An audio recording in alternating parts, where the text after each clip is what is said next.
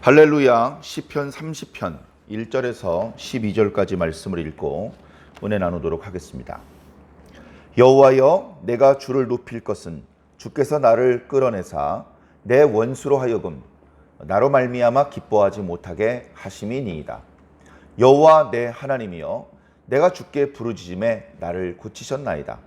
여호와여, 주께서 내 영혼을 스올에서 끌어내어 나를 살리사 무덤으로 내려가지 아니하게 하셨나이다. 주의 성도들아, 여호와를 찬송하며 그의 거룩함을 기억하며 감사하라. 그의 노염은 잠깐이요 그의 은총은 평생이로다. 저녁에는 울음이 깃들지라도 아침에는 기쁨이 오리로다. 내가 형통할 때에 말하기를 영원히 흔들리지 아니하리라 하였도다. 여호와, 주의 은혜로 나를 산같이 굳게 세우셨더니 주의 얼굴을 가리우심에 내가 근심하였나이다. 여호와여, 내가 주께 부르짖고 여호와께 간구하기를 내가 무덤에 내려갈 때에 나의 피가 무슨 유익이 있으리요. 진토가 어떻게 주를 찬송하며 주의 진리를 선포하리이까. 여호와여, 들으시고 내게 은혜를 베푸소서. 여호와여, 나를 돕는 자가 되소서 하였나이다. 주께서 나의 슬픔이 변하여 내게 춤이 되게 하시며 나의 베옷을 벗기고 기쁨으로 띠띠우셨나이다. 이는 잠잠하지 아니하고 내 영광으로 주를 찬송하게 하심이니 여호와 나의 하나님이여, 내가 주께 영원히 감사하리이다. 아멘. 네, 감사합니다. 어저께 말씀 은혜 나눌 때 설명드렸던 것처럼 시편 25편부터 저 뒤에 33편까지 말씀이 이제 대칭 구조로 되어 있다. 대칭 구조로. 이제 또 믿지 않는 사람, 뭔가 이렇게 좀 마음이 순하지 않은 사람, 이런 사람들은 이게 뭐가 대칭이냐고 억지라고 그럴지 모릅니다. 마음을 순하게 먹어야죠. 착한 마음을 가지고 말씀을 보면 이 대칭 구조구나. 그래서 29편 말씀이 아주 강조가 되는 거구나. 맞아. 우리들의 인생은 하나님께서 베풀어 주신 은혜를 기뻐하고 하나님께 감사하고 찬양하고 하나님께 영광을 돌리는 것이 마땅하구나. 그럼 하나님이 얼마나 크고 강하신 분인데 하나님은 영광을 받으실 만한 충분한 자격이 있는 분이야. 하나님이 힘만 세셔?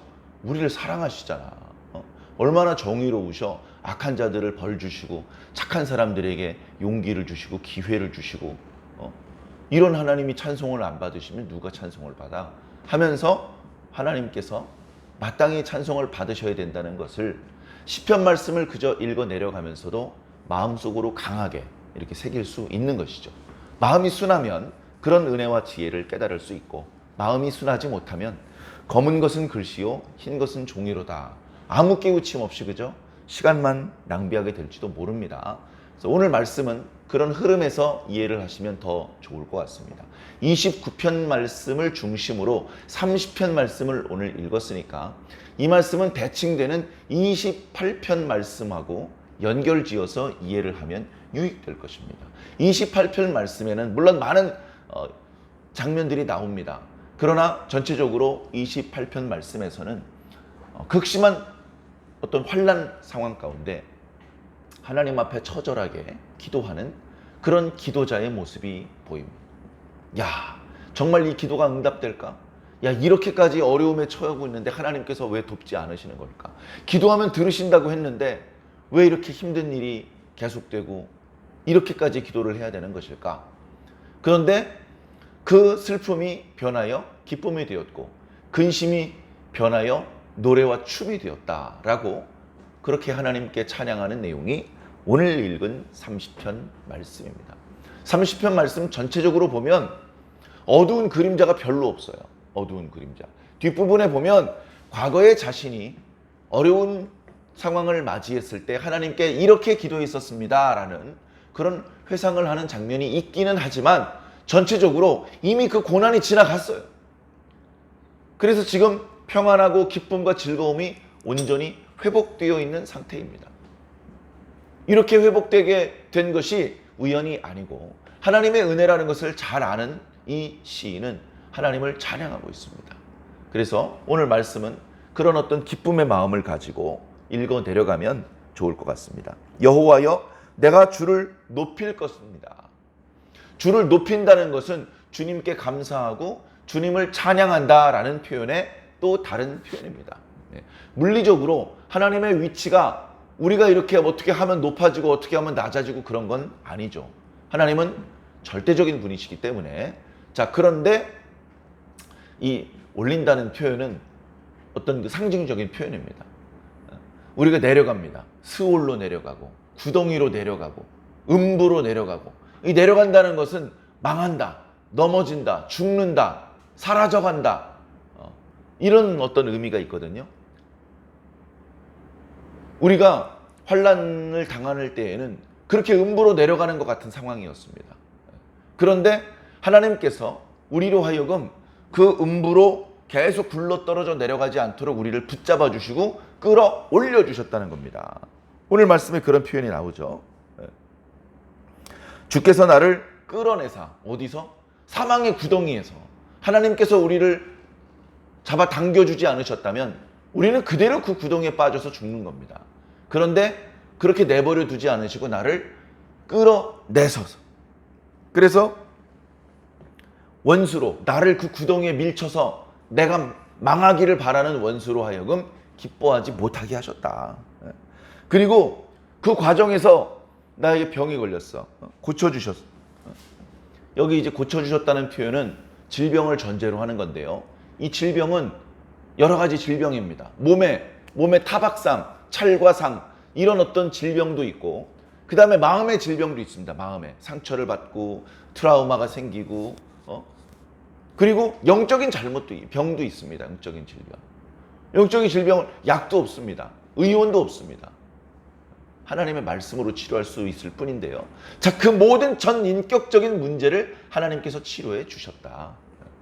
이 질병을 치유해 주시는 사건도 역시 우리를 구원해 주시는 사건과 대비되는, 이렇게 유비되는 비슷한 표현입니다. 자, 그렇게 해서 3절에 다시 한번 말하는 거죠. 내 영혼을 스올에서 끌어내서 나를 살리셨고 무덤에 내려가지 않게 하셨다. 나를 높은 반석 위에 세워주셨다. 이렇게 이제 찬송하는 그런 내용과 이제 계속 이어지는 겁니다. 우리가 바닥을 알 수 없는 구덩이에 계속해서 떨어지고 있는데 하나님께서 나를 건져 올리시는데 깨끗하게 치료해 주시고 씻어 주시고 아름다운 옷을 입히신 다음에 높은 반석 위에까지 세워 주시는 것입니다. 이런 하나님께 감사하지 않는다면, 이런 하나님을 찬양하지 않는다면, 이런 하나님께 영광을 돌리지 않는다면 개 돼지죠 뭐. 고마운 것도 모르고 미안한 것도 모르고 부끄러운 것도 모르고 그렇게 살면 안 될 것입니다.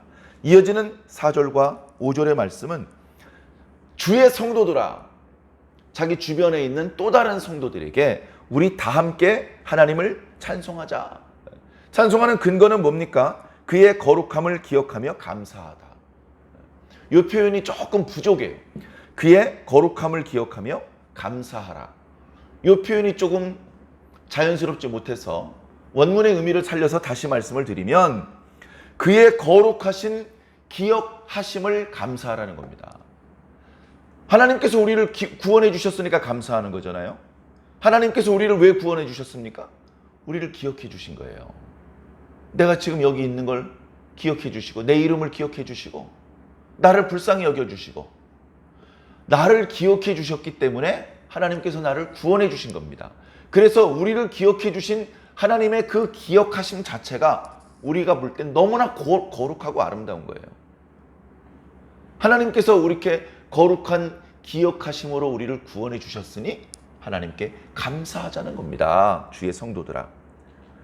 그의 노여움은 잠깐이다.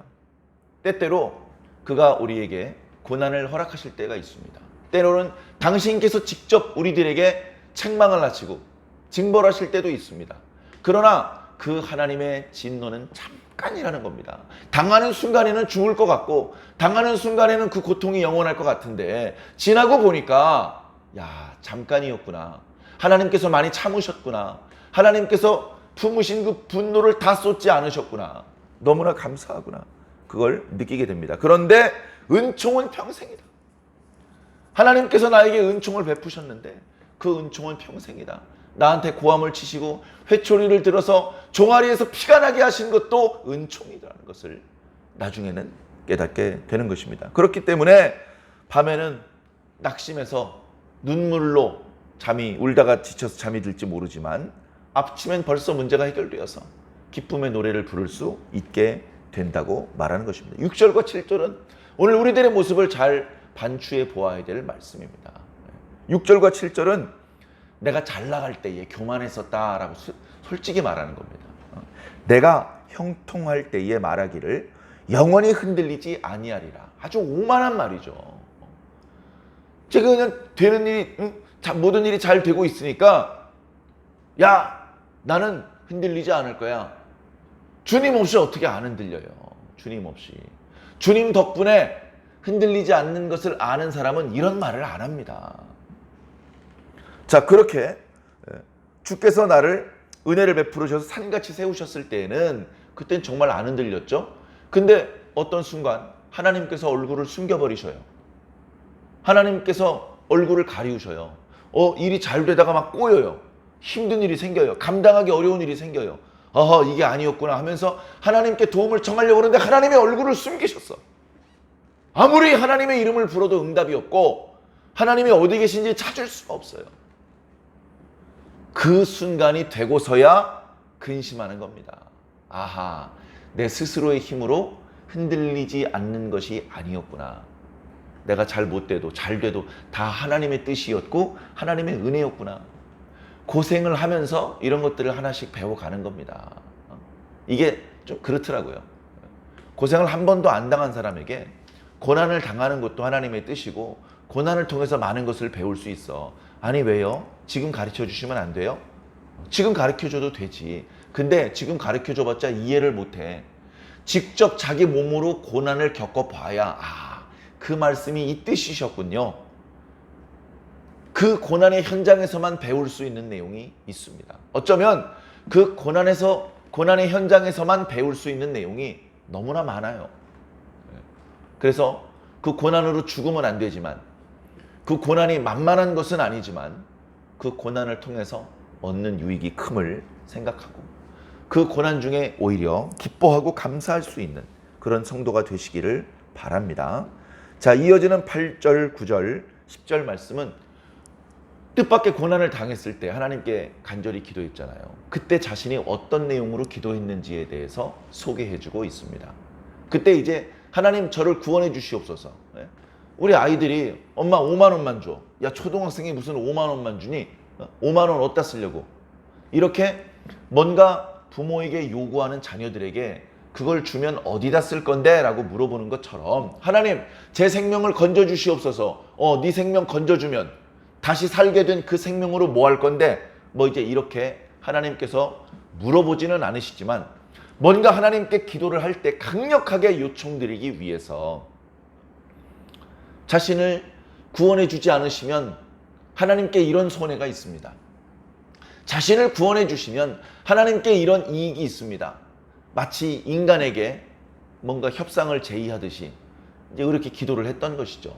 하나님과 협상을 하는 것은 바람직하지 않습니다만 이제 기도의 내용을 살펴보면 그런 어떤 이득을 추구하려는 세상적인 협상과는 다른 하나님의 긍휼히 여기심을 바라는 그런 이제 기도이기 때문에 자, 뭐라고 기도하냐면 제가 죽어버리고 나면 제 피가 하나님께 무슨 유익이 있겠으며 이미 제 육체가 썩어서 진토가 되고 나면 제가 더 이상 어떻게 하나님께 감사할 수 있겠습니까? 저를 일단 살려놓으셔야 제가 감사도 할 수 있고 찬송도 부를 수 있는 거 아닙니까? 하나님 찬송 받으셔야 되잖아요. 그러니까 저 좀 살려주세요. 하나님께서 받으셔야 될 감사와 찬양을 위해서 그것을 근거로 구원해 달라고 간절히 기도하고 있는 것입니다. 그랬더니 하나님께서 기도를 들어주셨다는 겁니다. 그랬더니 하나님께서 정말로 자신을 구원해 주셨다는 겁니다. 그래서 11절에 슬픔이 변하여 춤이 되었고 베옷, 아주 슬플 때, 탄식할 때 또는 누가 돌아가셨을 때 입는 베옷을 벗어버리고 기쁨으로 띠를 띄우게 되었습니다. 이는 하나님께서 잠잠하지 아니하고 내 영광으로 주를 찬송하게 하십니다. 하나님께서 나를 구원하신 것은 나로 하여금 계속해서 하나님을 찬송하게, 잠잠하지 말고 좀 하나님을 계속 찬송하게 그렇게 하라고 살려주신 것이라고 저는 믿습니다. 그래서 저는 영원히 감사할 것입니다. 이런 결단과 서원으로 오늘 감격적인 시편이 마무리되고 있습니다. 사랑하는 성도 여러분, 저와 여러분들도 마찬가지입니다. 어려움이 없지 않습니다. 그 어려움을 통해서 뭔가 배워야 되죠. 그러나 배울 것이 많다고 계속 어려움 중에 있을 수는 없죠. 거기서 나와야 됩니다. 그 어려움 당하는 것이 주님의 뜻이라 할지라도 어찌되었건 우리는 주님께 어려움을 당할 때마다 그 어려움이 생긴 원인과 무관하게 하나님께 도와주심을 간구해야 됩니다. 하나님 도와주십시오. 하나님 살려주십시오. 언제까지? 살려주실 때까지. 그렇게 기도하다 보면 하나님께서 살려주시는 그런 은혜를 체험하게 됩니다. 그 다음엔 뭘 해야 되겠습니까? 감사하고 찬양해야 되죠. 하나님께서 하신 이 선한 일을 주변에 널리 알려야 되죠. 많은 사람들과 함께 하나님을 찬양해야 되죠. 우리들의 인생이 이런 내용으로 채워져 있어야 됩니다. 우리가 아직 천국 간 것이 아니죠. 우리가 고난도 있고 평안도 있고 왔다 갔다 합니다. 그러나 하나님을 향한 우리들의 시선은 변동되면 안 될 것입니다. 고난 중에도 또 고난에서 벗어나서 평안 중에도 여전히 우리들의 시선은 하나님을 향해야 할 것이며 어리석게 오만한 말을 할 것이 아니라 늘 겸손하며 고통당했을 때는 하나님께 살려주시기를, 평안할 때에는 하나님께서 살려주신 것을 감사하는 찬양의 노래를 늘 불러야 될 것입니다. 이런 아름다운 모습으로 우리들의 삶이 채워지기를 주의 이름으로 간절히 축원합니다.